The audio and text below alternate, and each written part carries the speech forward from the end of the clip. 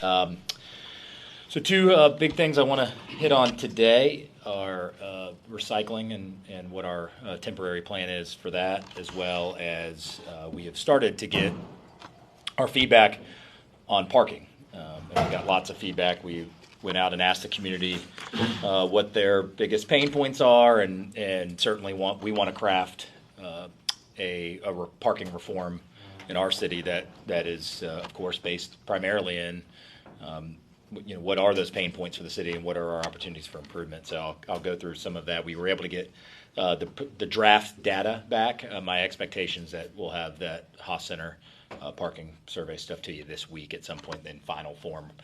So the questions have been asked and answered, just in terms of the final draft. We're waiting on them to get that to us. That's my expectation. But so we'll keep you posted on that. But I'll give you some of the data points today.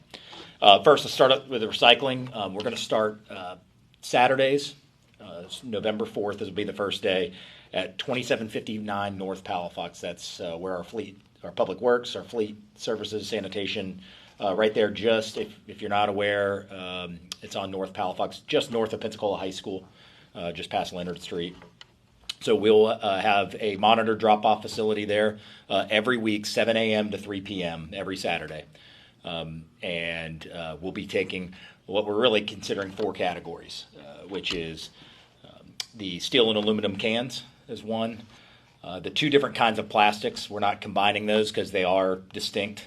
You have your typical number 2 plastics, like you think about your 2-liter bottle, Coca-Cola or 20-ounce bottle, as well as your PET plastics, the heavier, which is your detergent bottles, milk jugs. So those are the things. Those are the 2 plastics we're taking.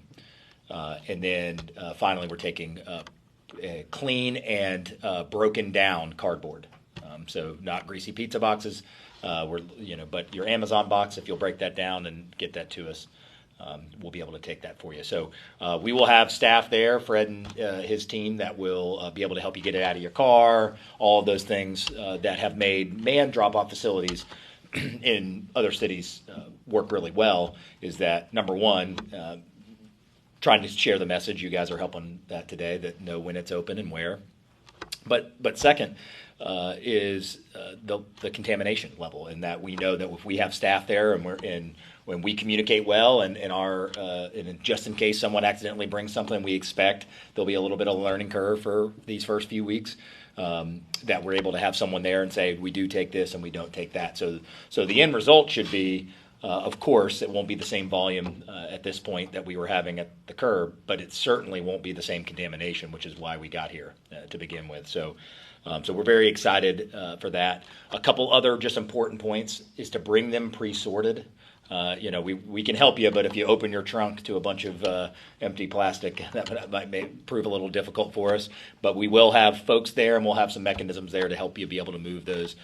So we'll have our cans out, and we'll have cans with each category. And at the end of the day, we'll measure that and see how much we're bringing in and what kind of contamination we're dealing with. So we just met with ECUA yesterday and kind of talked through that with them. So, of course, at this point, those materials would continue to go to the ECUA MRF as we had been doing before, while we, again, look at permanent options. So this will be happening continuously. There is no end date to this. This isn't a pilot of only a month. You can count on this moving forward. And, of course, this may change based on what we figure out our permanent solution to be. So we, of course, will keep you posted. City of Pensacola Recycles.com, what we realized, our team, is by the time you click through, the 4 or 5 times on the website to get to that information, we want to make it a little easier for you guys. City of Pensacola Recycles.com. It's got the map, how the recycling will work. And as we move forward, if you want text updates and updates on our progress, we'll be able to have those there. So I appreciate the sanitation department getting that put together for us. So City of Pensacola Recycles.com will give you all of that information. And we'll continue to do that moving forward. Parking survey, again, we got 5,099 survey results. And so to give you perspective, if you guys remember the resident satisfaction survey, that got about 1,600. And if you know anything about polling, A good sample size is about 300. So when you get 6,000, it's pretty good data you can count on. As you can imagine, when you talk about something as hot a topic as parking, you get a lot of opinions, and that's what we ask for. I'll give you what I really consider a lot of our takeaways is frustration with the procedure. I think there's a lot of confusion, and I don't mean confusion on the part that's responsible by the citizen. I think there's confusion that we own as a city. I think there's confusion that has been born from the public and private lot situation that has festered and continued to amplify over years and years of time. I think a big one, and actually I talked about this right after the election. Before I was sworn in, I met with Lisa. We were talking about the types of changes that maybe needed to happen in parking and how we could improve it. And I think one of the big misses we've had as a city right now that I will 100% correct is we don't do a real good job of explaining what you get for your money. And so it's one thing to say pay 50 cents an hour. That's all we charge. It's another thing to say pay $1 an hour. And private lots are charging significantly more than that. But while the private lots don't have that obligation, their dollars go to New Orleans, our dollars stay here. And so when you pay that 50 cents or you pay that dollar or whatever the case may be, you park in the Jefferson garage, that's money that goes to the city for us to keep you safer, to beautify the downtown, to eventually, and certainly what we're going to look into is provide opportunities for more parking. Do we look at a structure down on the south side of Main Street to start alleviating? We've got a great problem. We have a place that people want to be, and it's okay for us to be, the city of Pensacola, to be in this evolution of which there's now demand on parking spaces downtown because there's a lot of things to do and people want to be here. I certainly like that problem better than the opposite problem. And so I just don't think we've done a very good job as a city saying, here's the money that we receive and here's what you get for it. So we have started taking those steps. You remember a few months ago, we had a significant investment in giving a facelift to the Jefferson Street garage that much needed, some painting, some pressure washing, getting all the lights changed out and making that, again, a better representation of the city. But moving forward, whatever changes do come, I think that is something that needs to be top of mind for us, is that, it's a little more palatable to pay something when you know what you're getting for it. And when you read Donald Shoup, or you read any book about, the high cost of free parking, is the book that he famously wrote. That's why free parking doesn't work, is because you don't have that injection of money to continue to reinvest in your city. So if we're charging it, but we're not doing a good job of explaining what to the citizen, to the user, what they're getting for it, then that's our miss. And so that's something that no matter where we go from here, and we've got plenty of discussion happening, and next week, Philip Olivier, who's been our consultant on parking, has seen this data, is taking it, and is going to be presenting that to council and opening up some of his conversation and recommendations based on his expertise. But that's where we will go from here. But I do think that we've got to clear up some confusion. I think we have to do a better job of explaining the value to the citizen of why they're charging. And then there's some more fundamental tactical things that we need to get done. I'll give you some of the data points that we saw that were certainly interesting to me. Let's talk about confusion for a second. Just as an example, 31% of people of this 5,099 think that we run the red lots. So, or we actually put another couple other colors in there. I think we put purple and green, and that got some votes that don't exist. So about 3 out of 10 people that took the survey believe that the city runs the red lots, which I very much believe. And frankly, I thought it would be a little bit lower because of the emails we get. My daughter got booted on Saturday night in this lot, and they're emailing me when in reality those are private lots that we don't enforce. But another one interesting too is 41% of people, we asked the question, when is the most challenging time to park? And the far and away most challenging time was weekend evenings. Now, if you know the city, on Sundays we don't charge. Currently, we don't charge after 7 o'clock. So that isn't a complaint about cost. That's a complaint about finding parking, period. And that can be in private lots or in public lots. And so when you think about that, if the largest complaint of finding parking is not during a time of which we're charging, then we're talking about a separate issue that's outside of of the function of the transaction. So, and then a couple other things. 27% say the biggest concern when parking downtown is the limited availability of spaces. So we said, what's your biggest concern? The number one thing was limited availability of spaces. 21% cost, and then 18% ease of purchase. So I think of that as the kiosks, the app, the things like that. So, and 21% cost, even that you have to be concerned that when 30% of the people don't know the difference between blue and red, how much of the complaint about cost is in the private lots at $4 or $5 an hour? Because in reality, we've looked at it already, and you guys will see this data next week. 50 cents an hour is grossly under charging for parking in like-sized cities in the South. It's not even close. Right now we're 30 minutes free and 50 cents an hour at every city parking space. So, I mean, we know that's not what the complaint is, and actually some of the other data suggests that. 73% say there's parking difficulty, or 45% extremely difficult to find, 28% somewhat difficult. And that opens up a whole nother conversation about pricing as well, which is availability of spaces. If you do read Donald Shoup and others on this subject, the perfect scenario is that you have 85% of your spaces full. So if they're all empty, you're charging too much, and if they're all full, you aren't charging enough. And so that we don't know which direction we'll go with that, but when you see a lack of availability, there's other factors in play than just having more physical spaces. It could be that we aren't charging enough closer to Palafox, but we're charging too much when you get further from Palafox, as an example. So, and then, as I said, that next update on this is Philip will go to he'll be at the agenda conference, I believe, is it the 23rd? A week from today, or 6 days from today. And he will present some of this feedback that we saw from the survey, of course, and then based on that, some of his recommendations, his findings, and then we can kind of assess internally from that point. In the meantime, once that's done, it won't be as complicated a survey, but I'm going to be asking the question, if we have parking funds, what do you want done with the money? Do you want structured parking? Do you want more beautification downtown? Do you want more public safety? What interests? What makes it more palatable for you to be paying to park in a city space? Because that's, again, a question that hasn't been asked so far that I've ever seen, and I think it's an important one for us to ask on the behalf of the users that are paying this user fee. So again, more to come on that. I just wanted to share some of the highlights of that data, and my expectation is we'll have a full report to you guys. Y'all can look at all the questions and data points sometime this week. Had the Mayor's Institute on City Design in Boston, which was great, and some really good clarity on procedure.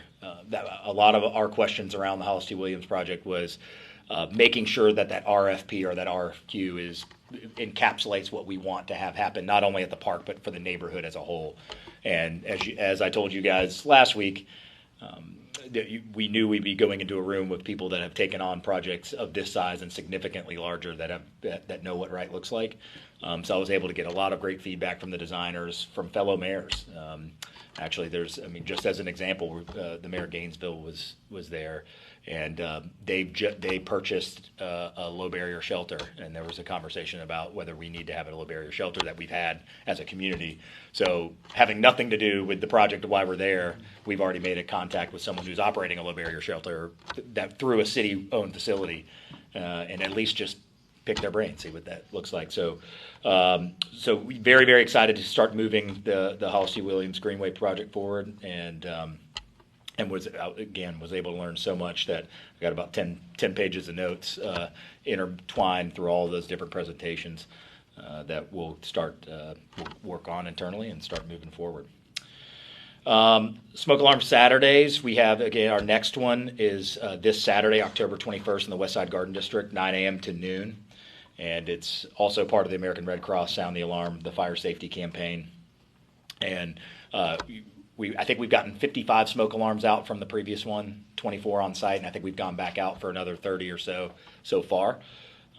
And we expect a significantly larger number actually this week. So certainly would love to have you. I know have you come out and meet our firefighters And I know Councilman Wiggins will be there. It's in District 7, and we've invited all the council folks to make sure that they're there. I think that is all the updates I've got for you, and happy to take any questions you have. I may have missed it, but the recycling on Saturday, what are the hours of that? Sorry, 7 a.m. to 3 p.m. So that will be every Saturday, same location, same items. And I would never say that we won't tweak the items, but what I could tell you is in whatever form recycling takes as we move ahead, we've hit the reset button on. We take every single thing that happens to meet the definition of recyclable.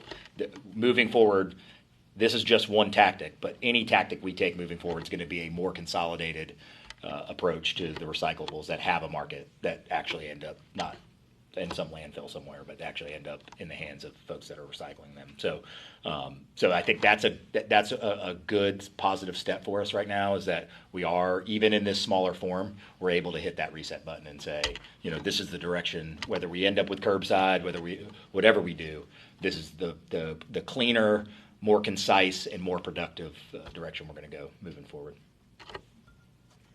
Yep. On the motor lodge on Cervantes, Yeah. Are there any concerns with the people transitioning with any drug use or any other problems? And then will the city have any security, or will PPD take care of that? Anything?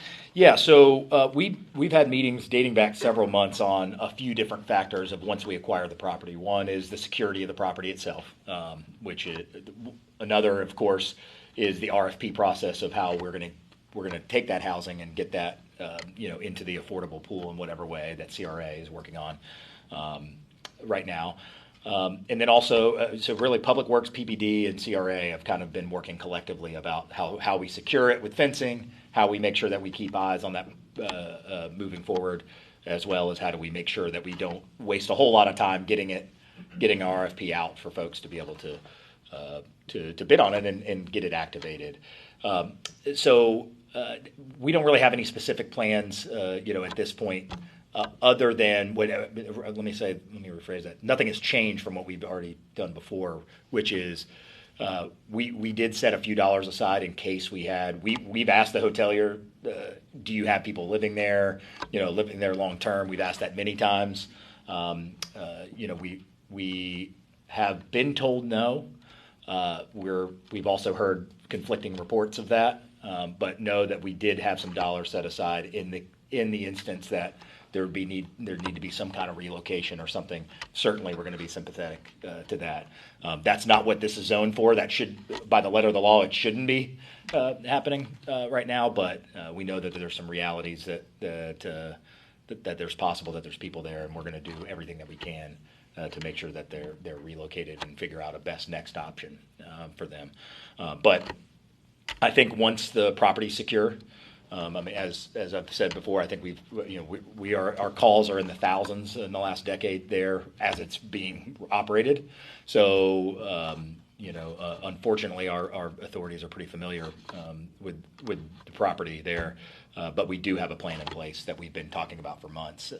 We really haven't reconnected on it in a few weeks, only because we were waiting to hear about the environmental issues. Obviously, it would be a moot point if we weren't going to take the building. So now that we're good on asbestos, we're good on the phase 2 that we just heard about. So I expect us to close, and we do have some of those protocols in place. And then I'm not sure if you're aware of the situation on Lagoon Avenue, that people are living in houses. They're allowed to by the owners. But we were just wondering regarding kind of code enforcement, what kind of laws, if any, prevent people from having the problems that they've had there? If I need to explain. Yeah, well, no, I don't want to speak to that specific issue because I haven't been there and I haven't got caught up on that one house. What I'd say, speaking to the greater issue, it is complex. Sometimes you've got an out-of-town owner that doesn't, we can't get a hold of, and maybe the person's allowed to be there, maybe they're not. There's certain limitations of our ability to do something about it. But when we get a formal complaint, we of course investigate those complaints. So That's what I would say is anytime anybody's ever come to us or come to code enforcement and said, we think that there's an issue here, certainly we're going to investigate it. We always will. And if there's something that is happening that is against code or unlawful, then we'll take whatever steps that we can. But we don't have be all end all authority to decide who can live in what place if they do have permission.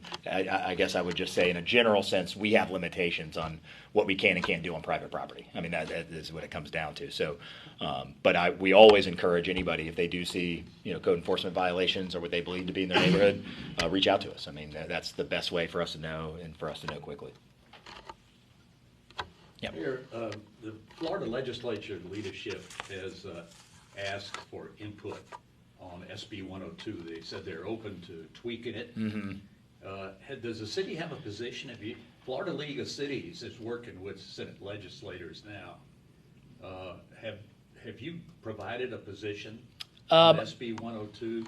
I haven't provided one. I was at Senator Broxton's meeting with the Florida housing folks here in Pensacola that he put on, which we're grateful for. We learned a lot about some of the inner workings of what we expect Senate Bill 102 to look like. And, in Boston, as a matter of fact, there's two other Florida mayors, St. Pete and Gainesville, and mayors from around the country. And when you're at the local level, preemption always concerns you, right? Because you're being told something that fits the state also must fit your city. And so that always gives you some kind of concern. Now, in this particular case, our need for housing is so great that preemption is the least of my concern. I mean, in other words, if we believe that there are tactics in Senate Bill 102, which I do, that can help foster and encourage affordable housing development, then who am I to complain at this point about preemption? I mean, to me, there's the principled stance that concerns you about preemption, and there's the reality that we live in right now, which is we are grossly under performing when it comes to having affordable housing units like many cities in Florida. So if they're able to get density bonuses, if they're able to get tax abatements based on 80% AMI, I know the magic number from the last I heard was the 70 unit mark. I'd be interested to hear feedback from Florida League, from legislators, from rule makers about what some of those tweaks might be. But what I can speak to from a couple months ago, the briefing that I got from the state, I feel okay with the direction that we have moving forward. So philosophically, preemption's a concern, but in this moment, I think that's the least of our concern when it comes to housing at this point. Mayor, have you seen the quality of life survey, any of the data yet? I have not. Okay. Yeah. You saw the article in the other newspaper. That on it, a lot of it was talking about public education. Mm-hmm. It appears that a lot of questions about race, the race, we have disparities in how the races see the community. Any response to that? Well, I haven't seen the exact numbers, but I know, on the school system thing, what I can say in a greater sense is we know from an economic development standpoint, we are all unanimous in caring about the kids who live here and are caring about our children to have a great future. And we haven't had those results. And so, like it came up with Representative Andrade's bill, why we asked if I would entertain anything about a charter school or some municipal element.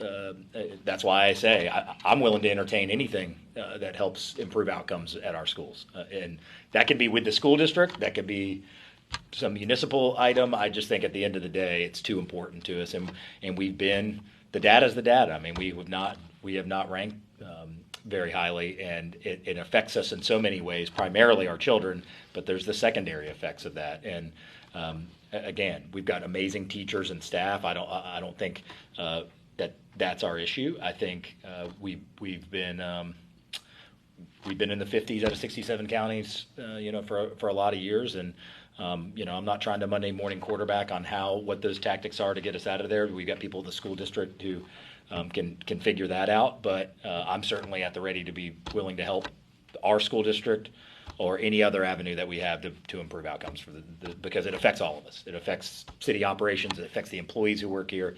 It affects everything. So, it's an initiative, a topic of which I'm passionate about, trying to figure out what we can do. And certainly I'm not just trying to point fingers at what other people should do. Anything that the city can do or that I can do personally to help those outcomes, I'd do it.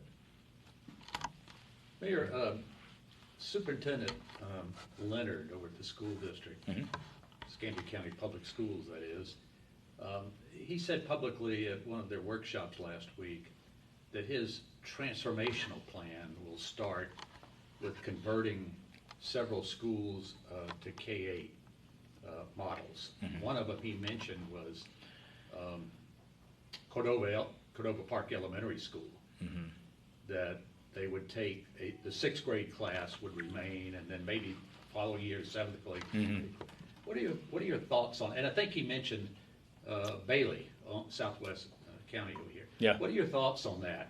And that particular school, that particular zip code, and that particular model, have you gotten a brief from him on this? I haven't. I've had some regular conversations with him about a variety of issues, and I do not represent myself to be a school reassignment expert. I would certainly leave it to the school district to figure out what they think the best next step is. I will say with Dr. Smith and I had a conversation many months ago about middle schools in the city, and that we have Workman Middle School in the city, and that I was really just bringing it up in geography, and they say that, man, it's kind of crazy how far the Workman Middle School district goes, in terms of what a drive would be or a bus route would be, and of course, what's happening is at the elementary school level, by the time kids leave 5th grade, there's such a migration out of the school district that the numbers don't even support the attendance numbers don't support another middle school in the city, and that was kind of alarming to me. That I thought maybe from a capital standpoint or whatever, but the fact of the matter is there hasn't been, at least at that time, according to the school district, there isn't enough demand for another middle school in the city. Now that's not speaking to what he's proposing now. That could be something completely different. But look, I support any. We've got to take bold steps to get out of the 50s. If there's a way for us to do it, then I support it. I mean, I think we've got to try. I would never criticize trying anything at this point, because not trying anything I've had enough of. So anything that we think can improve outcomes, as I said, I happily would support that, and I would rely on their expertise to say whether it's 6th grade at Cordova Park or whatever district. I'd hate to even speak to that because that's not my wheelhouse. But I just the greater sense of how do we improve outcomes for the city of Pensacola children? Let's try some new and bold things. I think that would be good. Let me follow up on that, if I may. Well, you're a parent. You have a child over there in that area. Why? And you said that Dr. Smith told you that students are leaving the district after elementary school. What exactly do you interpret that to mean, and why would they leave the district? You can speak as a parent. You're a mayor, right? No, I mean, parents. I think anybody who's lived in the city long enough knows that there was a certain quality of elementary school that you could send your kids to, and then you worried about the quality of the middle schools within certain districts around the city. I think that's a pretty well-known fact, and whether that's elementary to middle to high school. Now, there's great people at Workman. This is not a testament to that. I think we are talking about generational issues. I mean, this is not something happened at Workman Middle School or that I think they've actually made in the last few years. Everything I understand, new leadership there and everything else, they've made great strides, as a matter of fact. And I know actually, I don't think the last time I was there, our PPD was we were doing some summer camp stuff there at the gym. But yeah, they've made great strides. So I don't want to speak to individual things, but I think the general philosophy is that there's concern about education quality once you get past that elementary school level. So and I would think the data suggests that. And so, again, any bold steps that they can take, any alternatives that you say, hey, we have a sixth grade, if we have a school that we can keep them for another grade in sixth grade and see if they can build some momentum. I think I'm encouraged to hear that if that's the direction that they go. I'm encouraged in bold steps. I think, it's getting out there and trying something, and I think that's so. Again, I'd hate to. I'm not the technical expert on that. But I'm encouraged to hear that we're looking at outside the box ideas.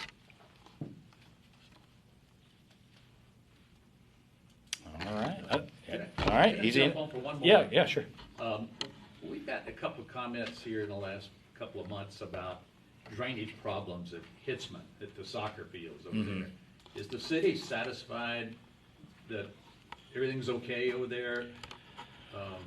Well, I'd have to get with David and Amy about specific issues or what we've done if we've been notified of those. Certainly, it's not come across my desk that we have some major issue over there. I'm not to say that we haven't had things intermittent, but I'd have to we'd have to follow up with you.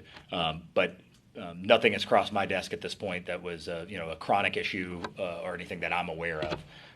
But again, I would have to defer to Public Works. They would be out there in the field, and they'd be jumping on and addressing those issues as they come up. So. All right, thanks guys, appreciate it.